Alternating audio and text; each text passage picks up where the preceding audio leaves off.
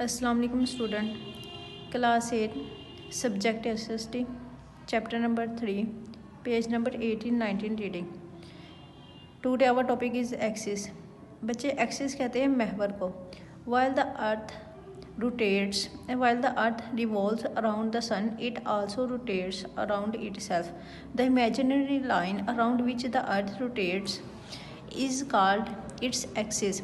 The time in which the earth completes one rotation around its axis is called a day. बच्चे जो अर्थ होती है ना, वो कह रही है कि वो सूरज के इर्द गिर्द भी हरकत करती है, यानी कि रिवॉल्व करती है, हरकत करती है, और इसके अलावा वो खुद के इर्द गिर्द भी हरकत करती है, ठीक है। और एक इमेजिनरी लाइन बना देती है, उस इमेजिनरी लाइन को एक्सिस कहते हैं, और एक्सिस को उर्दू में महवर कहते हैं, ठीक है। वो कह रहे हैं वो टाइम, जिस टाइम ड्यूरेशन के दौरान जो ज़मीन है वो अपना रोटेशन मुकम्मल करती है, उसको डे कहते हैं, ठीक है। The time in which the earth complete one rotation around its axis is called a day. एक रोटेशन इस टाइम के दौरान जो कंप्लीट करती है ज़मीन, उसको एक्सिस कहते हैं। एक्सिस में उसको कहते हैं day. Usually a day is considered to consist of 24 hours, but actually the rotation of the earth is completed in 24 hours 56 minutes and 4.1 second. वो कह रहे हैं कि यूजुअली आमतौर पर जो डे है ना, उसको वो 24 आवर का कंसिडर किया जाता है, लेकिन जो एक्चुअली है ना रोटेशन उसकी ज़मीन की अपने सूरज के गिर्द, वो 23 आवर्स 56 मिनट एंड 4.1 सेकेंड है। This movement of the earth creates day and night. वो कह रहे हैं कि ये जो ज़मीन की हरकत है ये दिन और रात बनाती है। There is day light in the areas facing the sun, while the areas facing away from the sun are covered by night at any given time. वो कह रहे हैं कि वो ज़मीन के हिस्से जहाँ पर सूरज उसके करीब होता है ना, जिसकी तरफ सूरज का रुख होता है उधर दिन होते हैं, और जिनकी तरफ सूरज का रुख नहीं होता उधर रात होती है, ठीक है।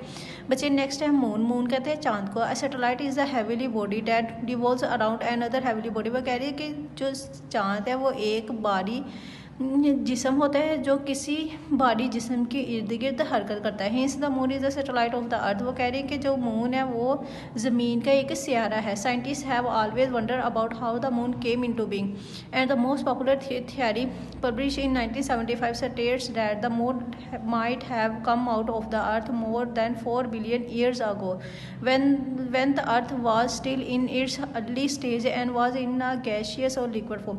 वो कह रहे हैं कि जो मून है ना वो अर्थ का एक सियारा है। इसके अलावा जो साइंटिस्ट है वो हमेशा से परेशान रहे कि मून कैसे बना है। इसके बाद इन्होंने 1975 में एक थियरी पब्लिश की थी। उसमें कहा था कि जो मून है वो ज़मीन का एक हिस्सा थी जो ज़मीन से 4 बिलियन ईयर्स अगो बाद ज़मीन से बाहर निकली, ठीक है। जब ज़मीन अपनी अर्ली इब्तदाई स्टेज में थी, ठीक है, जब वो गैसेस और लिक्विड फॉर्म में थी, तब जो मून था वो ज़मीन से निकला था, ठीक है। The moon revolves around the earth and complete one circle in 29.5 days. वो कह रहे कि जो मून है वो ज़मीन के इर्द गिर्द हटकर करता है और अपना एक सर्कल 29.5 डेज में कंप्लीट करता है। It does not have light on its own but glows due to reflection of sunlight. वो कहने कि मून की अपनी कोई रोशनी है, लेकिन ये सनलाइट की वजह से, सूरज की रोशनी की वजह से ग्लो करती है, ठीक है, चमकता है। From the surface of the moon the earth also appear to be glowing at the night.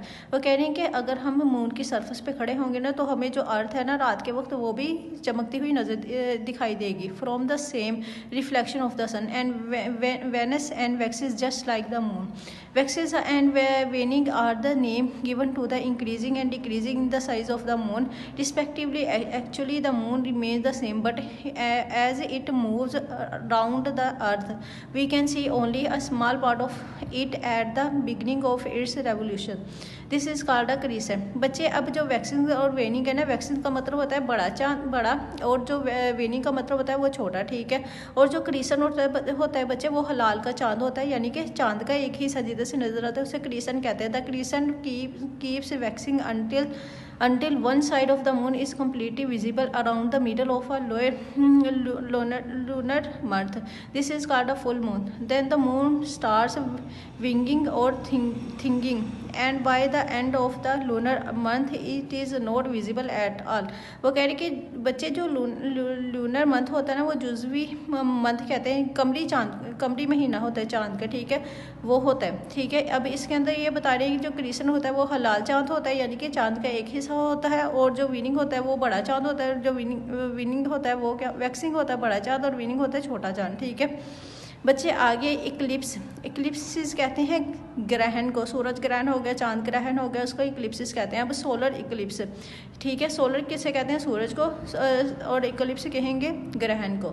You know that the moon circles the earth, वो कह रहे कि जो मून है वो सर्कल्स द अर्थ के इर्द गिर्द घूमता है। Some time the moon comes in between the earth and sun, वो कह रहे कि बाज़ औक़ात ये होता है कि जो मून होता है वो अर्थ और सन के दरमियान में आ जाता है। When this happen the shadow of the moon falls on the sun and this is called the solar eclipse. वो कह रहे हैं कि जब ऐसा होता है ना कि जो मून है वो ज़मीन और सूरज के दरमियान में आ जाता है, तो जो मून का शेडो होता है ना, साया होता है, वो सन के ऊपर पड़ता है, ठीक है, जिसकी वजह से सोलर इक्लिप्स होता है, ठीक है। If the moon is exactly between the sun and the earth then the eclipse can be total and the sun dark for a few minutes. In areas where total eclipse occurred, the earth turns dark even during the day. One such eclipse occurred in 1999 and was visible in many areas of South Asia, including Pakistan.